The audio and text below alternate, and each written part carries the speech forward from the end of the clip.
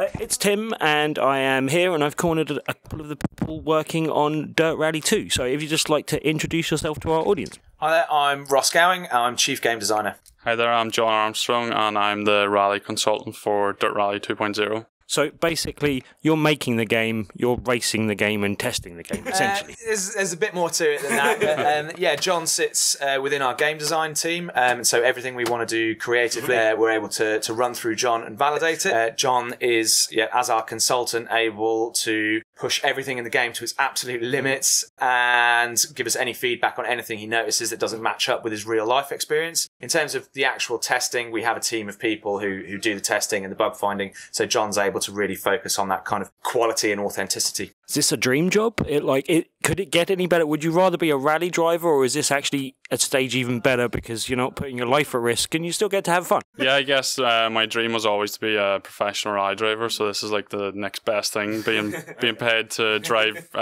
virtual rally cars. So it's a dream come true. And I remember back in like 2010, I had like an idea that I wanted to test games for a living. So it's very much come true for me, and I'm really enjoying it. And it's really nice to see changes that I've made be in the game, and I'm really proud of that. And what would you say was the biggest thing that you've changed or added or helped sort of bring to the game? I guess the car handling side of things, because validating that's very important. So I work with Ryan Champion whenever he comes into the studio, and we sort of bounce off each other and make sure that it feels exactly how it should in real life. I think that works really well, because whenever two rally drivers are saying this year's better or no, that there's not as good, put it back to where it was, it really cements that focus, and it makes it really authentic. Just before we get into more of the development side of things, just on the kind of the business choice and exactly, basically when you said that you were announcing a new game this week, I guessed it was a dirt game. I didn't know whether it would go the dirt rally route or the kind of, the dirt main series type thing. What exactly is the difference between the two, and what made you decide to go with dirt rally on this occasion? So, I mean, Dirt Rally really set a standard of what a serious rally game is, and the way the community got on board with that and have continually told us that they want more of that, it kind of made the decision for us, to be honest. Also, in the studio, we've got so many people who are passionate about rally and love making that kind of simulation angle game. We knew it was the right decision, really. I must say my personal preferences tend towards the more arcadey than the more simulation, but I do really enjoy the kind of rally side of things. I find them hard but challenging in a good kind of way, basically. And that's something that's key to Dirt Rally is, we're unashamedly challenging. This is a serious rally game, and there is a steep learning curve.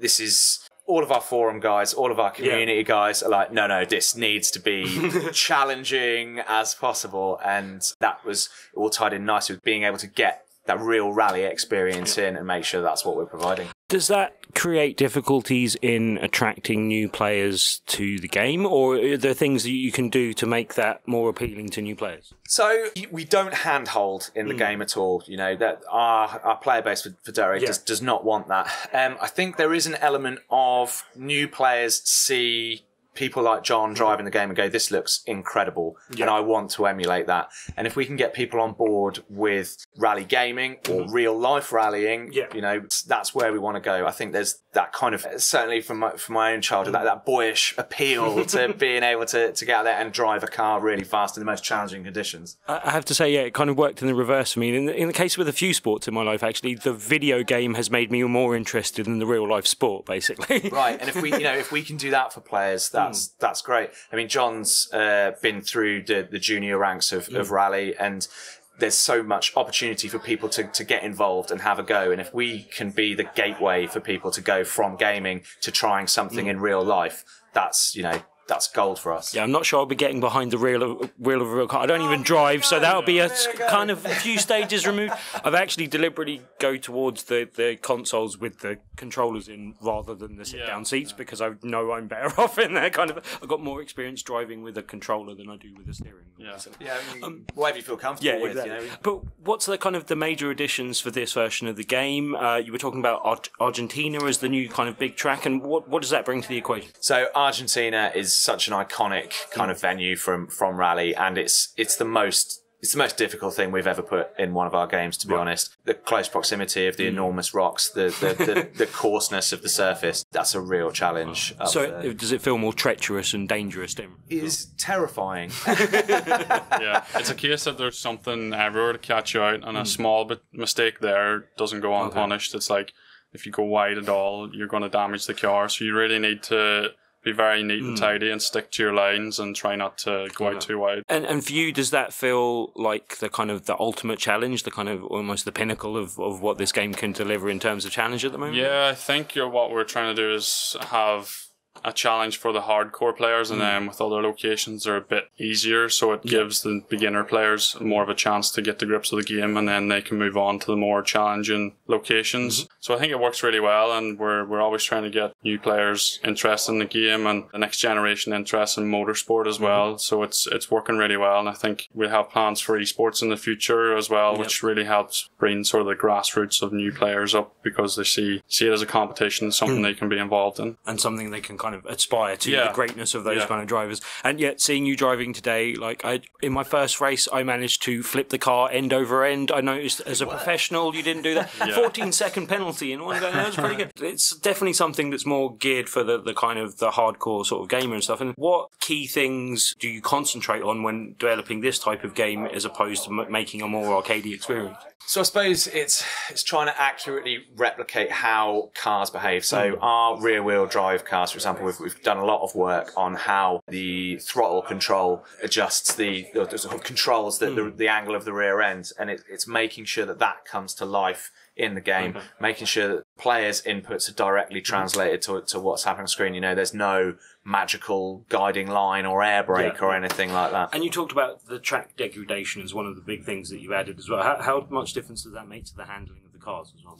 So I mean, I think you've found when you're in the game low in the running order, that challenge becomes something different, because you're being forced offline, and you do end up riding the kind of the camber slightly more.